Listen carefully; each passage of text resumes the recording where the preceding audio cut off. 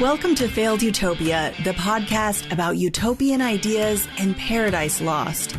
We look at utopian concepts of the past, present, and future, as well as utopian communities and cults, which promise the world to eager followers, but inevitably fail when it all starts to unravel.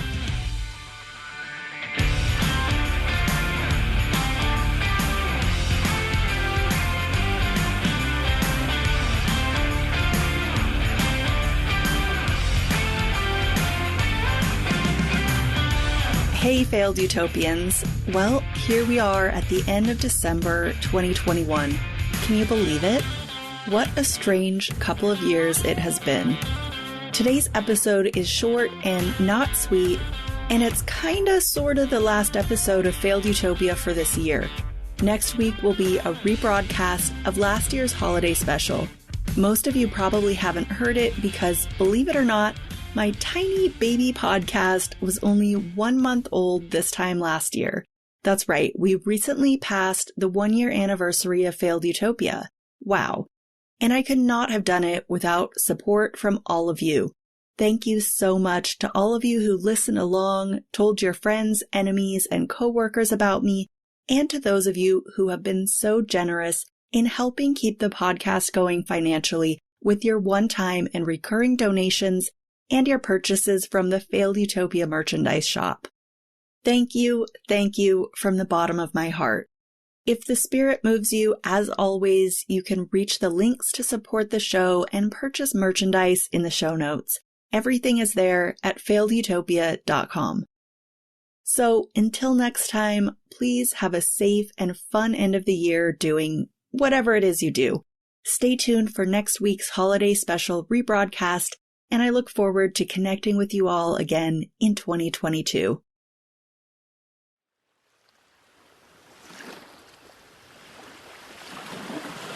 Picture this. About halfway between Hawaii and Australia, a chain of islands with white sand beaches, turquoise blue waters, breathtaking sunsets, palm trees swaying in a tropical breeze, and a culturally rich population of native people fishing the bountiful waters of their homeland as they have for generations. Sounds pretty ideal, right? Maybe even the closest we've ever gotten to an actual utopia. But there's a problem. Actually, there's 2 problems, and they're really big problems. Geographically part of Micronesia, but an independent country, the Republic of the Marshall Islands lies in the Central Pacific.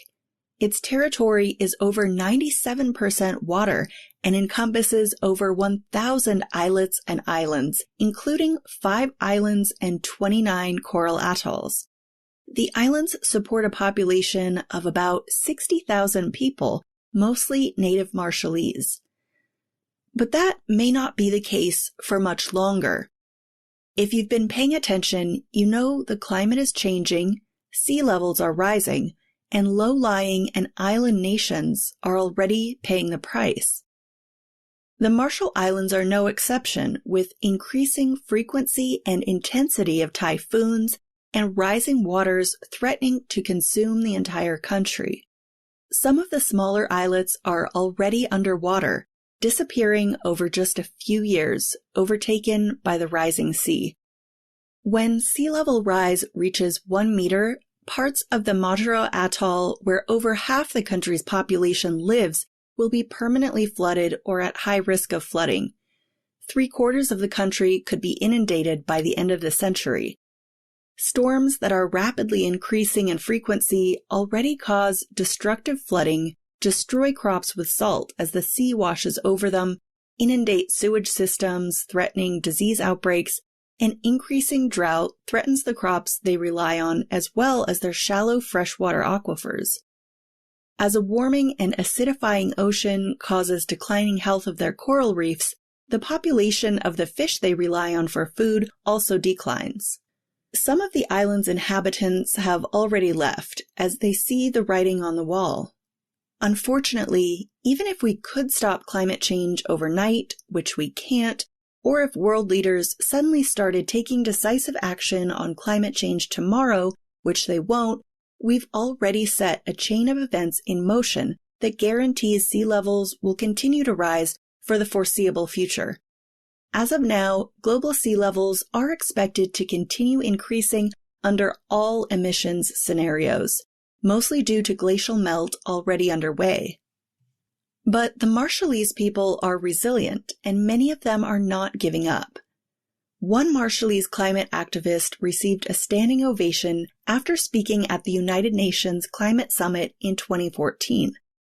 But standing ovations won't do anything about climate change or for the people of the Marshall Islands. So, climate change is threatening this little island paradise. But what if I told you that's not the worst problem they face? The Marshall Islands were first settled by Micronesians who explored the islands 3,000 to 4,000 years ago. These inhabitants lived according to their own culture and spiritual practice for a long time, but then the islands were colonized by a succession of foreign powers starting around 1500. In the 18th century, the islands were renamed for the English explorer John Marshall when he mapped the islands, something the native people had done with stick charts thousands of years earlier, an incredible early technology that mapped ocean swells and the island's disruption of those patterns, allowing the people to navigate between the islands by canoe. In the 19th century, Germany purchased the islands from Spain, and Japan took the islands from Germany in World War I. In World War II, an Allied invasion replaced Japanese rule of the islands with U.S. occupation. The Marshallese people were forced to assimilate with every regime change, and over the years, their native spiritual practices were replaced with Christianity. Today, the country is nearly 100% Christian. Some people might think that sounds great. I think it's a tragedy. The islanders had a rich spiritual practice that was tied to their ecosystem up until they were colonized, and a succession of foreign governments treated the islands and their people like shit. Which brings me to the second problem I mentioned that the Marshallese people face. After the United States took control of the Marshall Islands during World War II, they quickly started putting the islands to use for their own purposes, nuclear testing. In 1946, the U.S. started testing nuclear bombs on Bikini Atoll after residents were quote-unquote evacuated. That's what the U.S. called it, but I can think of a couple of other words to describe the native people being removed from their home so that the U.S. could nuke it. Words like wrong and bad. The military's PR wing made a very disturbing propaganda video that tried to make their evacuation of Bikini Atoll residents look not only voluntary, but patriotic and godly, and for the good of mankind. Here's a small audio clip from that video. They depend on their own arts and crafts. They are proudly self-sufficient. They are astonishingly intelligent. They are a gentle and lovable people. They have boats, quaint outrigger canoes made of small pieces of strange woods, lashed together with fiber.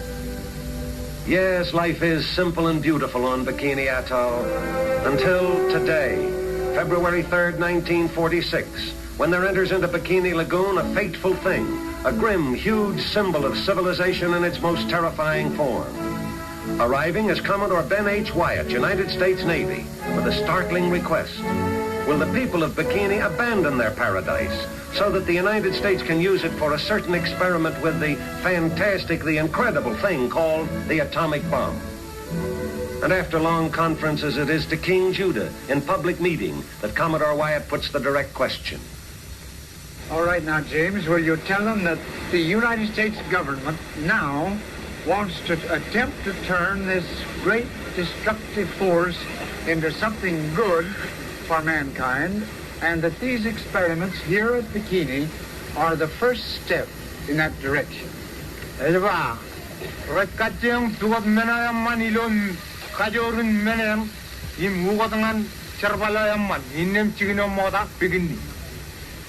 Now then, James, they have heard our plan.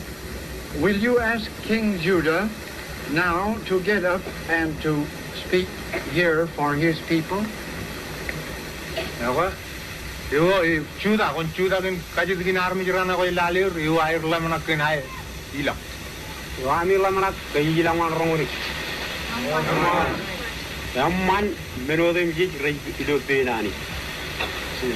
We will gladly go, and everything good, and everything in God's hands. Tell him that's fine. Everything being in God's hands, it must be good.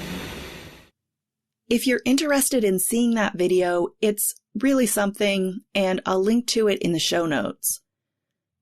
In 1952, the U.S. detonated the first ever thermonuclear bomb, Ivy Mike, or the Mike shot, on another atoll in the Marshall Islands. In 1954, the massive 15-megaton Castle Bravo hydrogen bomb test exposed islanders downwind to deadly nuclear ash. The commander of the military task force responsible for the test and the scientific director of Operation Castle ordered the test to continue as planned even after they were warned that unfavorable atmospheric conditions and changing wind patterns increased the risk of spreading contamination to inhabited islands. The Marshallese health minister later testified, approximately 5 hours after the detonation, it began to rain radioactive fallout at Rongolap. Within hours, the atoll was covered with a fine white powder-like substance. No one knew it was radioactive fallout. The children played in the snow. They ate it. The people weren't evacuated until days later, and they were never able to go back. Due to miscalculation, the Bravo shot was 2.5 times larger than expected, and the explosion sent radioactive debris over an area of 7,000 square miles, contaminating Marshall Island natives, U.S. servicemen, and the crew of a Japanese fishing boat, the 5th Lucky Dragon.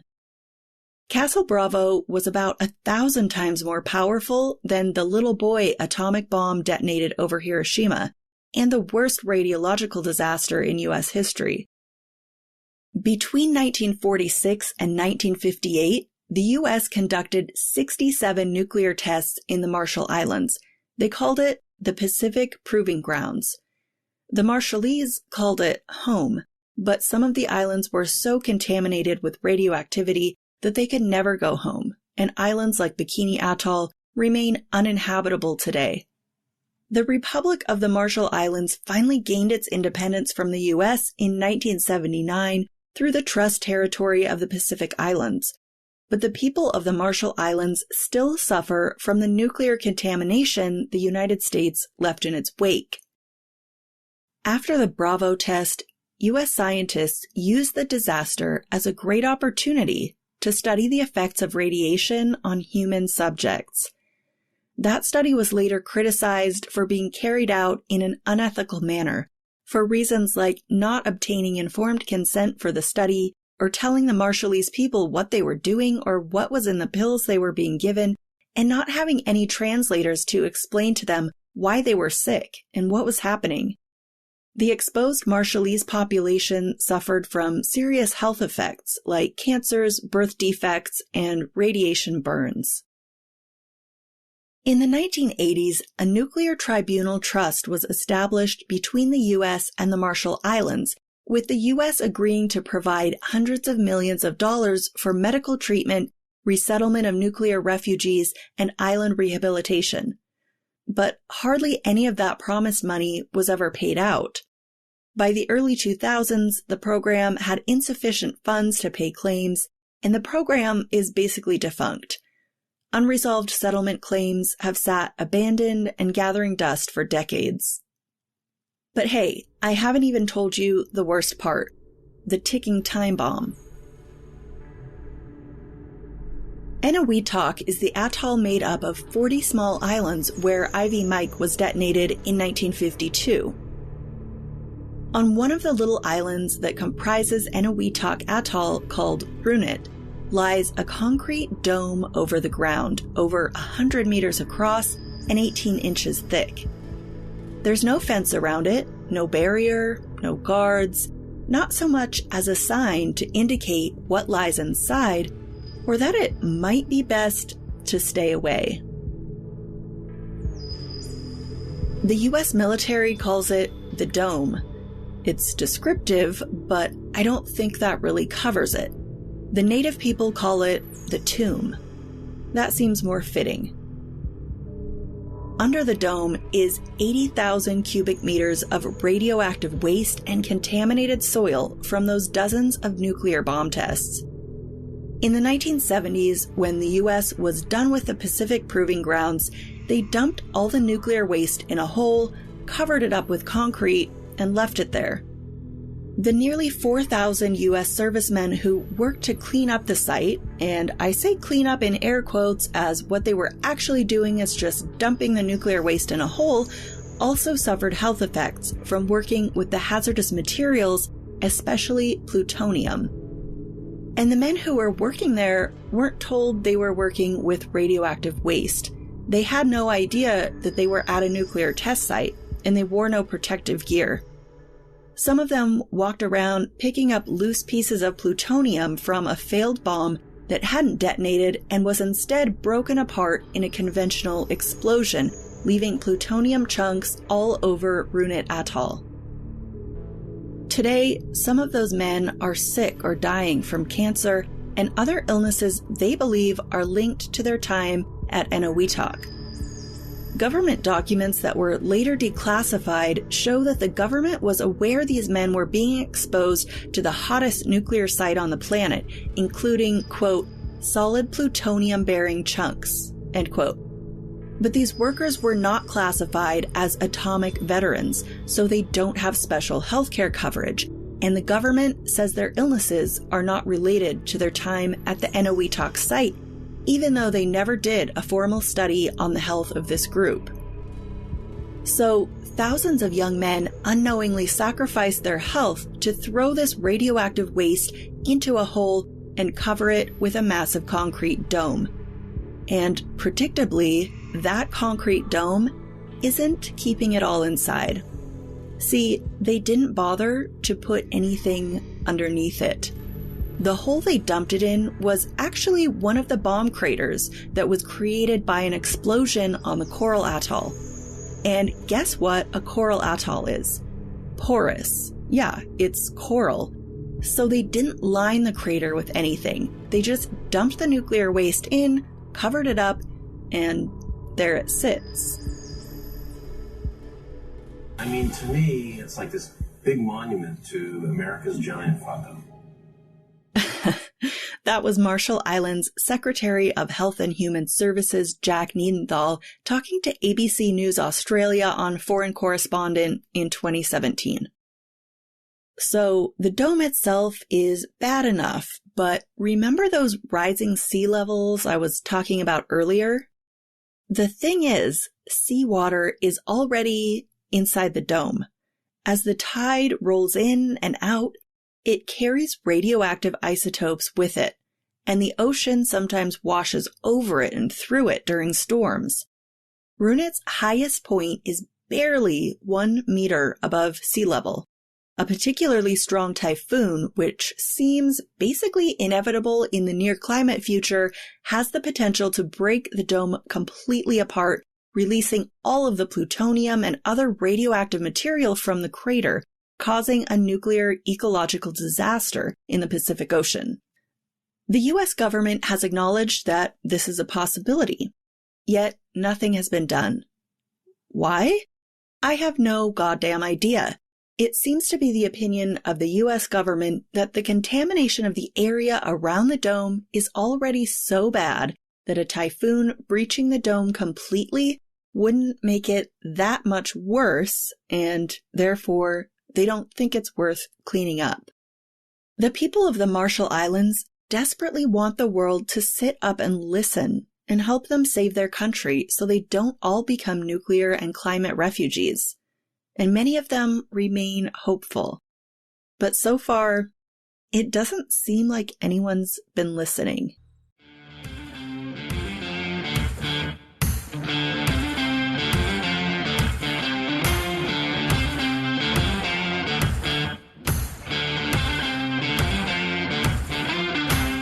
If you enjoyed this episode, please follow and leave a rating or review on Apple Podcasts or wherever you listen to help other people find it. Tell your friends about it, and if you want to support the pod directly and help keep new episodes coming, you can donate to the show through the link at the bottom of the show notes. Connect and stay in the loop on the website failedutopia.com or the Facebook page at Failed Utopia Pod. Failed Utopia episodes are written and produced by me, Anna Roberts. The burning palm tree painting featured on the cover is by artist Perry Vasquez. My intro music is by Elliot Middleton. See you next time.